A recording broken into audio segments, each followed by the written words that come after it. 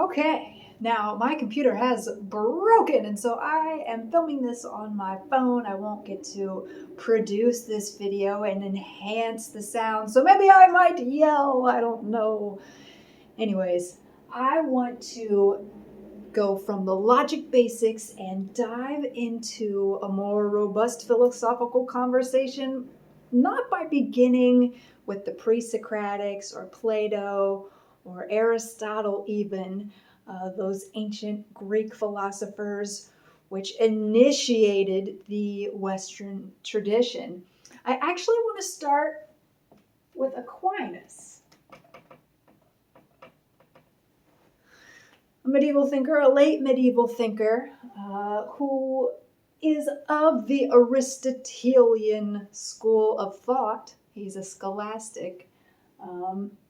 But the reason I want to start with him is because of his theology. He's a philosopher, but also a theologian working with the scriptures of Christianity, and has a lot to say about God. And the reason I want to start with that in these LCP Academy videos is because everyone, whether you're raised an atheist or in some sort of spiritual tradition, has a conception of God.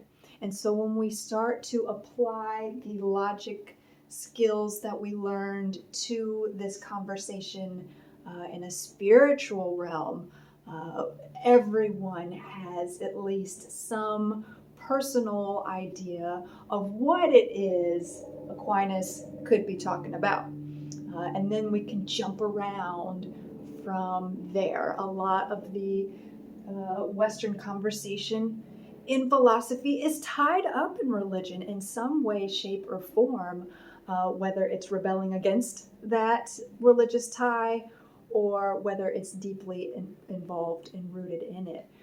So I think starting here will allow for an inclusive conversation and starting spot for those who are unfamiliar with philosophy, and it will illuminate many of the problems which come down the line for Western philosophy. And then we can go back to the Greeks and talk about where Aquinas is getting his ideas from.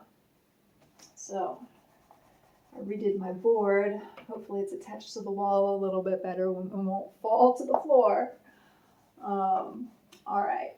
So I want to start with Aquinas's conception of matter, of substance. Philosophers often begin their analysis of circumstance, of internal motivation, its analysis and exploration of why it is we are here, our purpose, why we even continue moving on in life given its seemingly insurmountable odds, with a look at the notions or ideas or conceptions about reality itself, which often go unexplored, unobserved in our everyday lives. It's not as if we're standing in line at the Starbucks going, oh, I wonder about the nature of physical reality and what assumptions scientists and theologians and philosophers have about that, unless you are a philosopher, and then that's exactly what you're doing, standing in line at the Starbucks. You're mostly worried about, oh my gosh, where do I need to be next? Why is this taking so long? Why is this lady up here giving the barista a hard time? I've got things to do. Your mind is directed in a practical way, and these assumptions about reality are there so that we can just go on with our lives and not worry about these huge definitions about all of reality, because when we sit and think about that, sometimes it is hard to get through practical life. So these assumptions about reality are not necessarily bad in that they often go unexplored, and we just assume uh, uh, the nature of the world around us. We got to get by. But if we never ever go and question these notions, these assumptions, then we will find ourselves in pickles. Anyways, I'll get into that later. So I am making an appeal to starting with such a ridiculous conception, the nature of physical reality. Why are we starting so broadly? Well, that is precisely because we want to bring those assumptions to the fore, to recognize the potential which surrounds us, to get out of our usual rut, to think about things in a different way. And we're going to hear Aquinas's different way of thinking about things from the very metaphysical grounds all the way up. So anyways, matter. Every single physical thing which you can touch and point to and reference is composed of what he's going to call substance. Stuff. Now, this stuff takes on different shapes. This marker is composed of different material than this book is.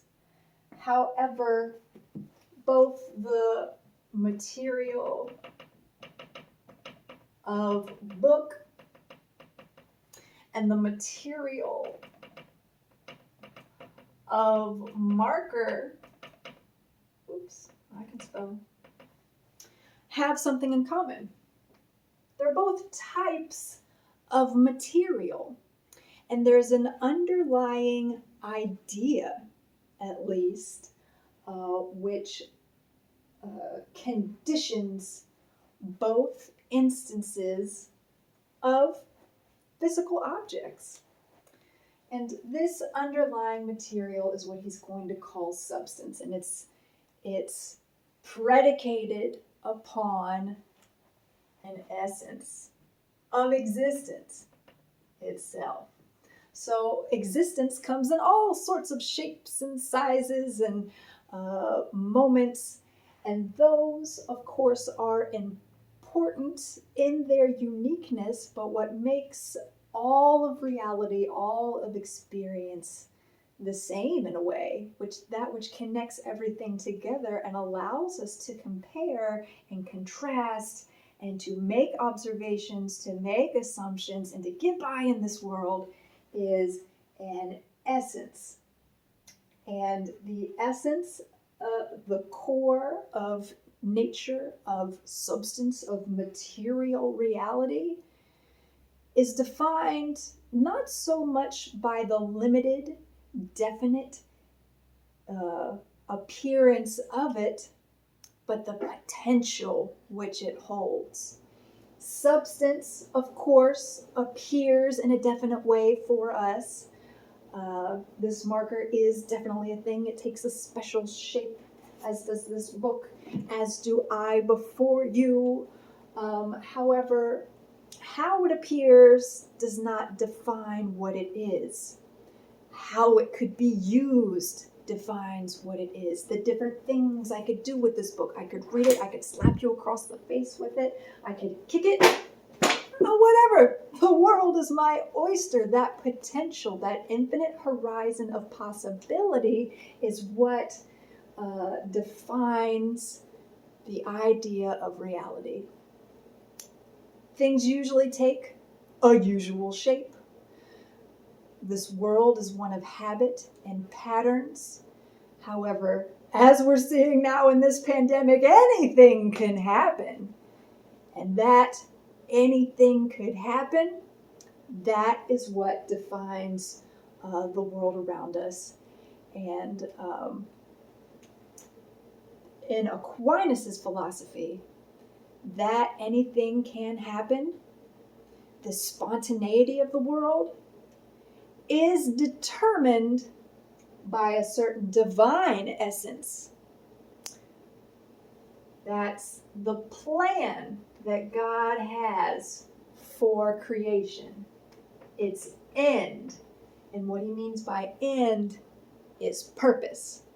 Of course, he means a temporal end as well. There is a beginning and an end to reality and the world and the universe and all that stuff.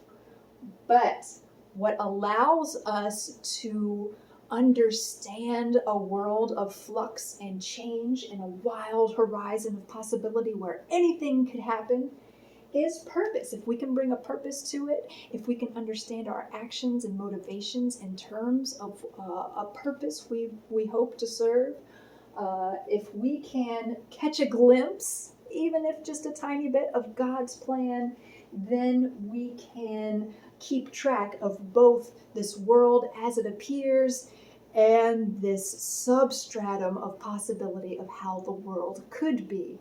And then we can harness the power of how the world could be and maybe change how the world appears, or at least keep track of change as it's happening. So reality and the world and all of matter, all of creation, was created with a purpose in mind. That doesn't mean that there isn't spontaneity, and that is because God created the world out of possibility, and every single piece of matter and all of matter combined is defined in terms of that spontaneity.